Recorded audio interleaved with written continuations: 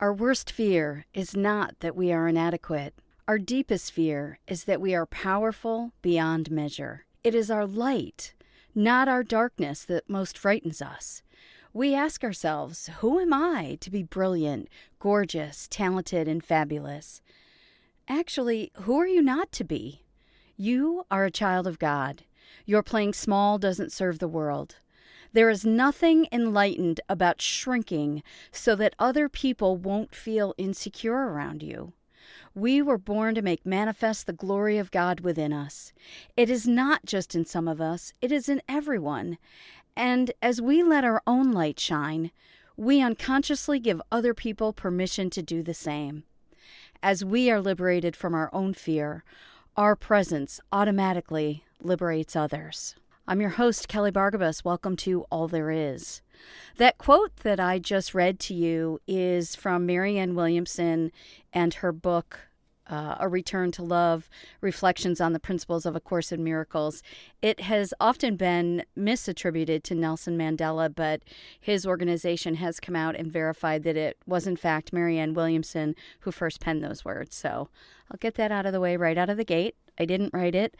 I love it, though. It is a quote that I found probably 10 or 15 years ago when I was going through some things in my personal life.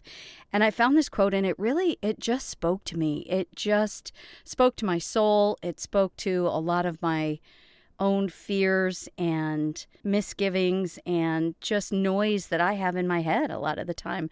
And I had never articulated it quite so eloquently as Marianne Williamson did. And just recently, this morning actually, when I found myself doubting myself or hesitating, taking action on something that I really wanted to do and should be doing, and this quote just popped up in my head, that our worst fear is not that we are inadequate, it's that we're powerful beyond measure. And, we often question ourselves, even if we don't say it audibly or we don't think it this concretely. A lot of the times, if you're like me, again, I guess I'll just talk about myself because that's all I really know, is there's this tape running in the back of our heads. Like, who do I think I am? I'm not that pretty. I'm not that talented. Why am I going to put this podcast out there? Who the hell wants to listen to my voice? I can't stand the sound of my own voice. Why would you do that, Kelly? Or why are you writing those words? Who wants to read what you've written? Who do you think you are? Who do you think you are to think that anybody wants to hire you, listen to you, hang out with you, look at your posts on Facebook? I know I'm not alone, right? Like we have that kind of subcurrent just toiling and roiling and just an undercurrent that's just always in the background. It's background noise, right? And I find myself periodically struggling with that. And when I first found this quote about 15 years ago, I memorized it. I had it hanging up on my vision board or my inspiration wall. I had a closet door, and on the inside of my closet door, I taped up all my favorite quotes and mantras and scriptures and things that I wanted to memorize and constantly remind myself. And this very quickly went up on that door so that I could see it every day, and I memorized it. And, I find myself saying it, quoting it to myself, sometimes in bed at night when I'm falling asleep. I don't know about you, but when my head hits the pillow and I finally slow down, stop doing and running and going from one task to another, from one screen to another, from one thing on my to-do list to another. When all of that finally stops at the end of the day and my head hits the pillow, for some reason, that's when my brain kicks into gear. And if I'm going to have any anxious thoughts or worry or insecurities, doubts, that's when it starts for me. And I think it's just because, like I said, that's when I finally slow down and there's no other noise. So now I can really hear that background noise that really was there all day and frames everything that I do and how I engage in the world. But at bedtime, when there's no other noise, that's what I hear. That's what I think about. That's what keeps me up at night. And sometimes if I really can't fall asleep and it's really bad, I'll put headphones on. I'll add some different noise to distract me. I have to change the tape in my mind. But really, if we just unpack these thoughts for a moment, that, our worst fear is not that we are inadequate. Our deepest fear is that we are powerful beyond measure. How that shows up for me, I think, is that I hold back. I think there's a part of me that knows I could be more. I could be doing more. I could be more outspoken. I could be engaging with people or in ways that I'm hesitating to do. There's a lot of talk about imposter syndrome, especially with women. Is it a thing? Isn't it a thing? Should we be talking about it? Should we be labeling it? And I don't know that I have imposter syndrome, because most of the time I'm actually really confident. I think I'm pretty smart. I'm not the smartest in the room. I'm not the prettiest in the room. I'm not the thinnest in the room. But I feel pretty good about who I am and what I've accomplished. I always say when I play golf, I've played golf for probably 30 years, but a few times a year now, and I'm not really all that great at it, but all I really wanted was to be respectable, so that when I step up to the tee at a tournament or in a business golf outing or in a corporate event, I can make a shot off the tee without embarrassing myself. I can keep the ball mostly on the fairway and be consistent. I'm just not a total mess on the course. I have some good shots, some bad shots, but at the end of the day, I do all right. So, like my golf game, I generally, most of the time, do feel like, I've worked hard. I know what I'm talking about when it comes to the work that I do and, what I know about accounting and business and operations and leadership. I'm pretty confident in that. But at the same time, I do occasionally find myself just very subtly questioning, doubting. And it mostly shows up, I think, even more than in my business world, it shows up for me creatively. When I'm writing, when I'm sharing my writing, when I'm podcasting, when I'm sharing my thoughts on here. I love it. And it feeds my soul, and it gives me a creative outlet that feels authentic and true to me. And I've gotten some good feedback on it. People have told me, I really like your voice. I like listening to you. I really loved your podcast.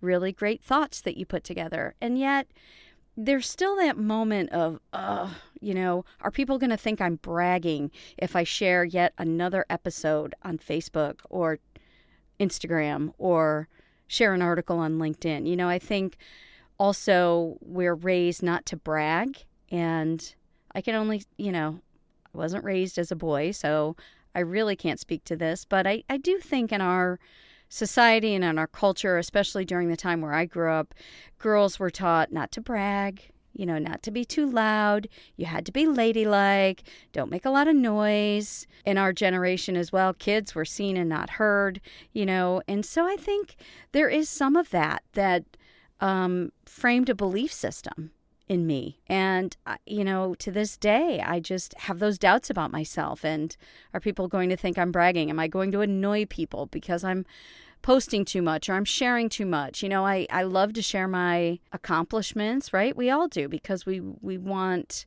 not that we want to brag, but we want to share.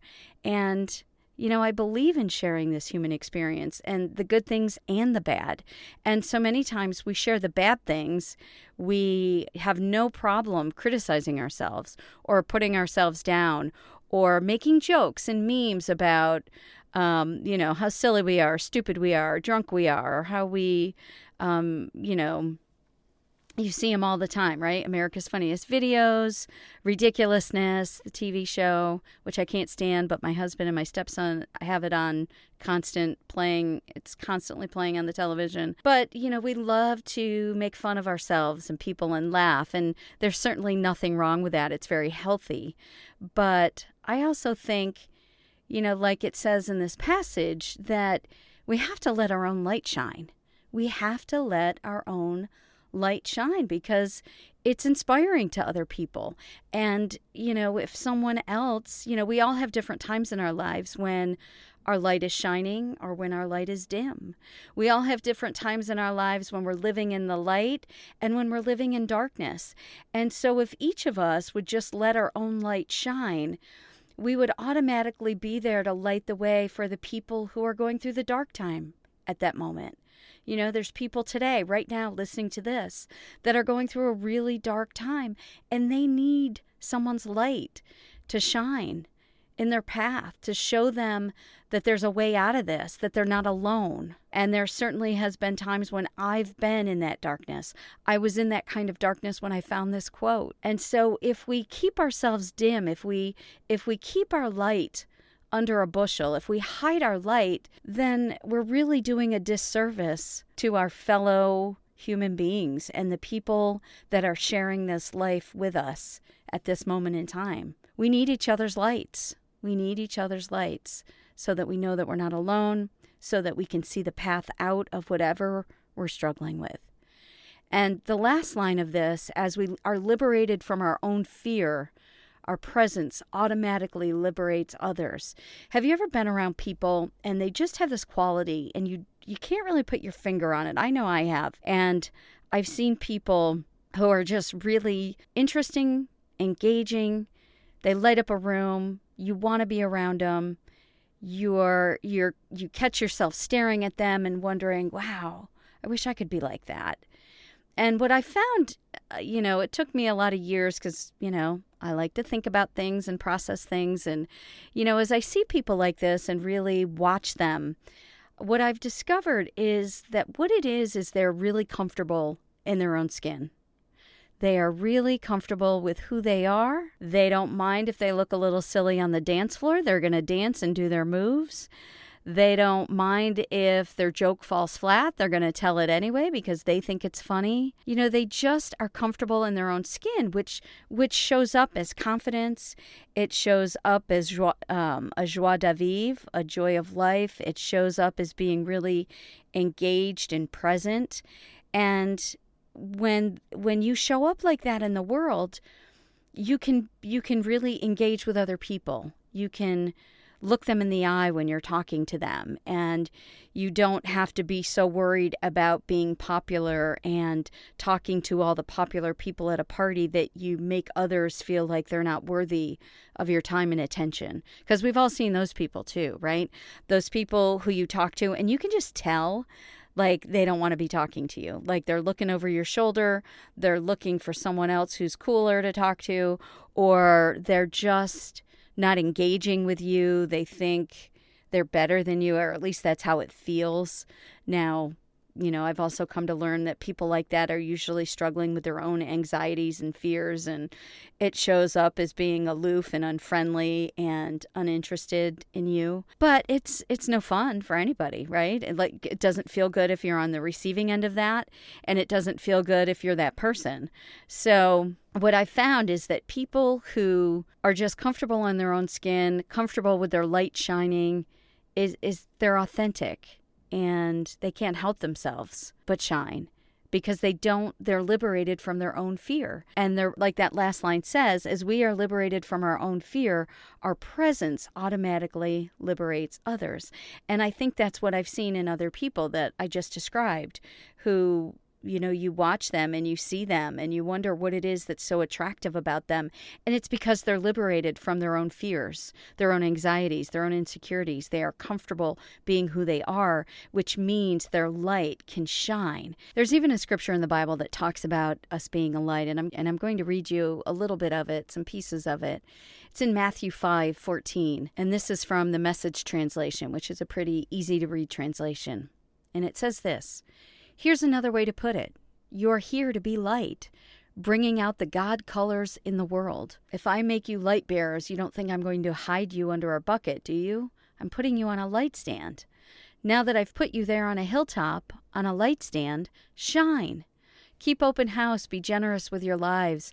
By opening up to others, you'll prompt people to open up with God. So that's just some of it, and I think it really ties in with this quote from Marianne Williamson. And there's a song that I learned when I was a little girl, and it was, this little light of mine, I'm gonna let it shine. This little light of mine, I'm gonna let it shine. This little light of mine, I'm gonna let it shine, let it shine, let it shine, let it shine.